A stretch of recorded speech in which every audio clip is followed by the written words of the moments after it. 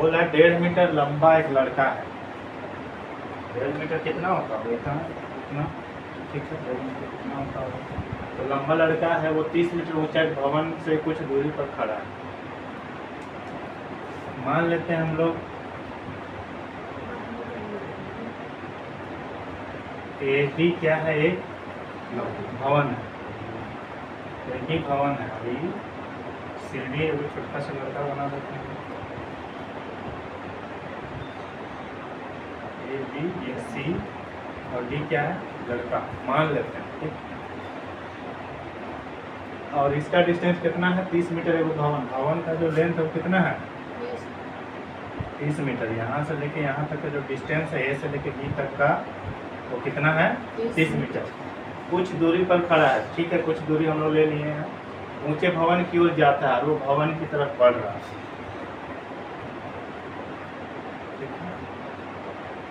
ये जो लड़का है, ये सी डी, ये शुरू में यहाँ पे खड़ा है, फिर कुछ दूर जाता है, इसको डी मान लो, ठीक है। फिर ये सी डी कहाँ पहुँच गया, ये यहाँ पे पहुँच गया। तो इसका हम नाम दे देते हैं क्या, ई एफ।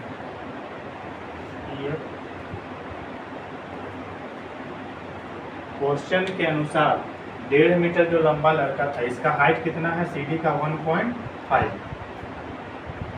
तो इसका हाइट कितना होगा, 1.5, बिल्कुल सही है, 1.5 ही होगा। अब मैं मान लो मेरा यहाँ पर लेंथ है जैसे 1.5 मीटर, मेरा भी मान लो लेंथ 1.5 मीटर। अगर हम यहाँ पर आएंगे तो मेरा लेंथ 2 मीटर हो जाएगा, क्या वो तो नहीं रहेगा ना। तो वही चीज़ इसमें बोला गया है कि 1.5 मीटर का जो लड़का है वो भवन की ओर जाता है कुछ दूरी पर, मान लो कि एक पॉइंट पे गया और यहाँ पे खड़ा होता है, तो उसका लेंथ तो सेम रहेगा, लेंथ तो नहीं ना घटेगा, ठीक है। तो यहाँ से पहले यहाँ से भवन को देखता है, फिर कुछ दूरी पर जाता है, फिर वहाँ से भवन को देखता है। अब उसकी आँख का बीच जो कोण बनेगा यहाँ और यहाँ का, यहाँ वाला कितना होगा और यहाँ वाला कितना होगा, तुम लोग दिमाग लगा के बताओ। डी का 30 और ई का 60। डी का 30 और ई का 60। कैसे होगा बताओ खुशी, कैसे होगा? आगे जितना बढ़ते जाए तो बढ़ते हाँ, जाए। कोण का मान बढ़ते जाएगा, ठीक है। जितना दूर से देखेंगे कोण का मान उतना कम, और जितना पास जाके देखेंगे कोण का मान उतना ही ज़्यादा होगा। इतना बात क्लियर समझ में आया कि नहीं आया? इस पॉइंट को हम लोग देखो A B C D E F, इसको ले लेते हैं क्या, जी, ठीक है। अब क्या बोला जा रहा है, बताइए कि वो भवन की ओर कितनी दूरी चलकर गया, यानी सी और एफ का हमको क्या निकालना है, दूरी निकालना है। सी और एफ का क्या निकालना है, दूरी। कितना दूर तक चल के गया, मान लो कुछ दूर तक पैदल चला, टहला, वहाँ पर कोण इतना बना। अब वो कितना दूर चल के गया वो चीज़ हमको फाइंड करना है। तो या तो सी एफ निकाल लो या तो डी ई निकाल लो, दोनों एक ही चीज़ है, क्योंकि यहाँ से यहाँ तक जितना दूर उसका पैर जाएगा उतना ही ना दूर उसका मुंडी भी जाएगा, कि मुंडी कितने रहेगा, ठीक है। तो ये डिस्टेंस और ये डिस्टेंस क्या होगा, सेम होगा, ठीक है। अब लिख लेते हैं सॉल्यूशन में। माना देखो यहाँ से क्वेश्चन समझना चालू करना है, ठीक है, ताकि एग्जाम में यहीं से आएगा। एक तो तुम्हारा वो था आंधी वाला, उसके बाद 6 नंबर से स्टार्ट होता है, 5 नंबर का क्वेश्चन है, तो यहाँ से ध्यान से देखना। अगर ना समझ में आया तो पूछ लेना भाई। माना ए बी को क्या मान लिए हम लोग, ए बी क्या है, भवन है। ए बी माना ए बी भवन है, ए बी को हम लोग भवन मान लिए, ठीक है। और उसके बाद में सी डी को क्या मान लिए हैं, लड़का, ये भी ठीक। कोण का नाम लिख दो, कोण ए डी जी बराबर कितना हो जाएगा, कोण ए डी जी बराबर बोलो 30 डिग्री, ठीक है। उसी तरह कोण ए ई जी कितना डिग्री, 60 डिग्री। क्लियर बात। और ये कौन सा त्रिभुज बना, समकोण त्रिभुज। सबसे पहले छोटा वाला समकोण त्रिभुज ले लेते हैं, लिखते हैं समकोण त्रिभुज।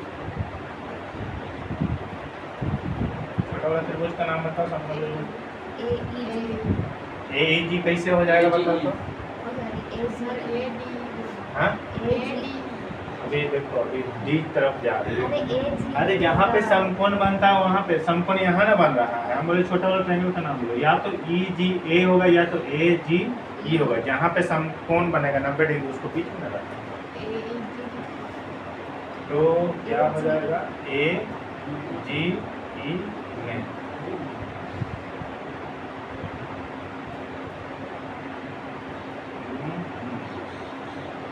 एक काम यहाँ पे कर लेते हैं, एक बात बताओ, AG का डिस्टेंस क्या हो जाएगा बताओ तो। AG इक्वल टू यहाँ से यहाँ तक का दूरी क्या होगा।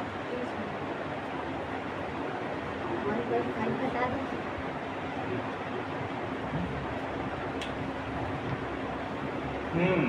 कैसे बनेगा।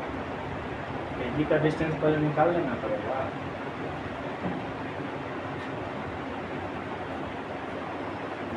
हाँ ठीक है, AG निकल जाएगा, AG निकल जाएगा।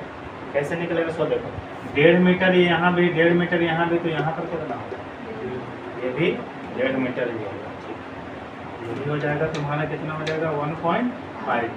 तो AG इक्वल टू क्या होगा 30 माइनस 1.5। AG इक्वल टू ये पूरा AB कितना था 30 था, यहाँ से इसको घटाएंगे तब ना ये वाला डिस्टेंस हमको मिलेगा। तो 30 माइनस कितना हो जाएगा 1.5, कितना बचेगा बताओ 28.5 बचेगा। 28.5, 5 5 10 8 9 10 क्या उठाने उठाने में भी गड़बड़।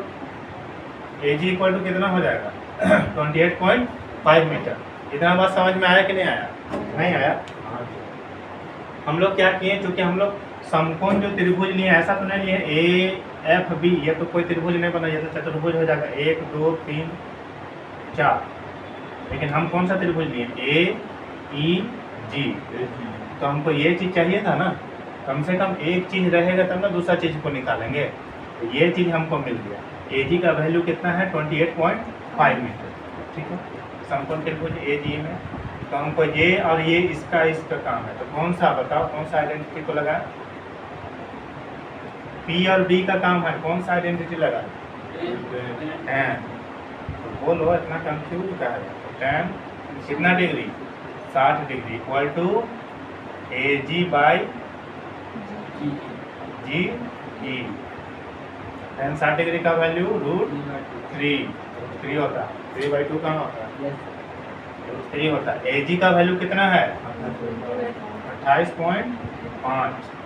अब GE इक्वल टू कुछ नहीं है, तो GE इक्वल टू ऐसे ही √3/1 इसको लिख सकते हैं। अब क्या सॉल्व करेंगे तो बताओ, √3 GE इक्वल टू 28.5। देखो GE इक्वल टू क्या हो जाएगा √3। इसको हम लोग इक्वेशन 1 मान लेते हैं। क्लियर। समीकरण करेंगे, देखते हैं आगे कहाँ पे सॉल्व किया जा सकता है, उसको कर देते हैं। या यहाँ पर भी वर्गीकरण कर सकते हो, कोई दिक्कत वाला बात नहीं, लेकिन हम अभी ऐसा ही छोड़ दें। अब लेते हैं बड़ा वाला समकोण त्रिभुज। पुनः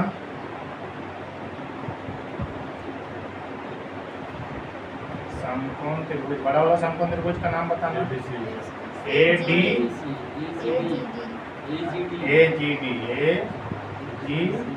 में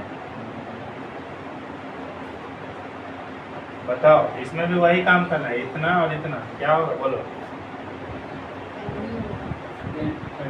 tan 30 degree equal to AG by GD। ठीक है, बिल्कुल बढ़िया बात।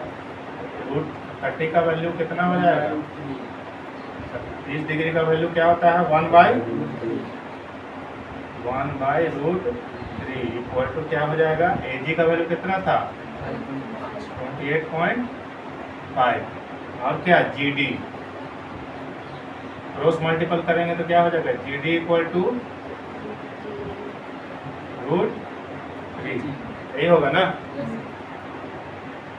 अब क्या करेंगे, देखो हमको क्या क्या मिला, एक तो मिला GE और एक मिला GD।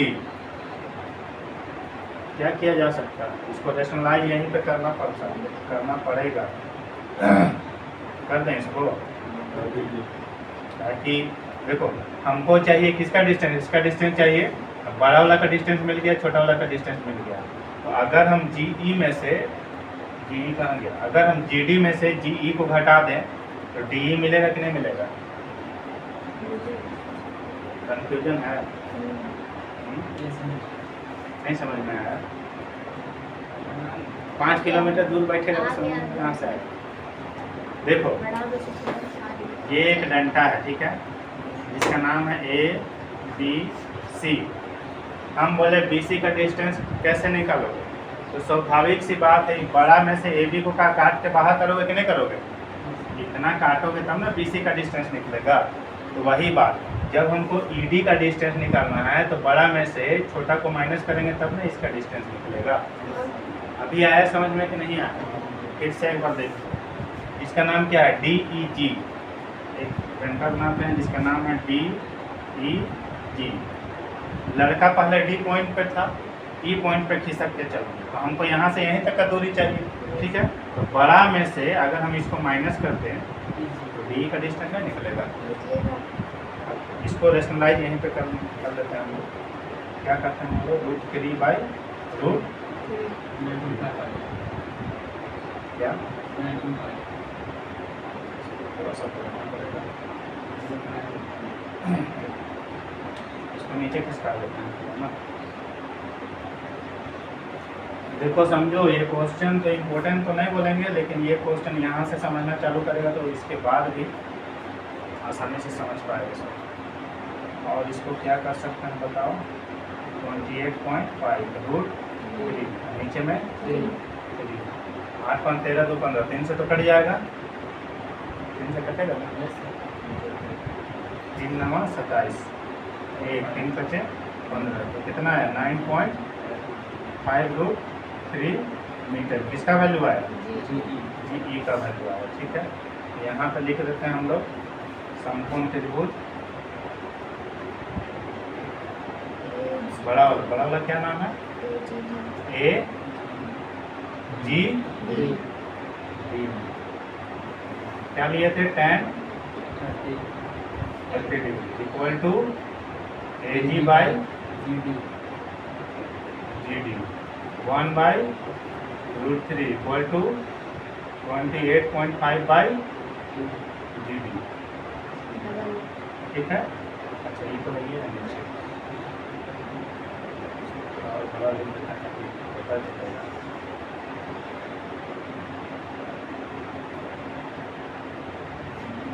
ठीक है, इसका वैल्यू डाल दिए और इसका वैल्यू डाल दिए, तो GD इक्वल टू इतना। इसलिए DE इक्वल टू यानी DE क्या? लड़का यहाँ था, यहाँ पे चला ना, तो DE निकालना, तो D कैसे निकलेगा बताओ? GD minus GD minus GE, ठीक है। GD का वैल्यू कितना है?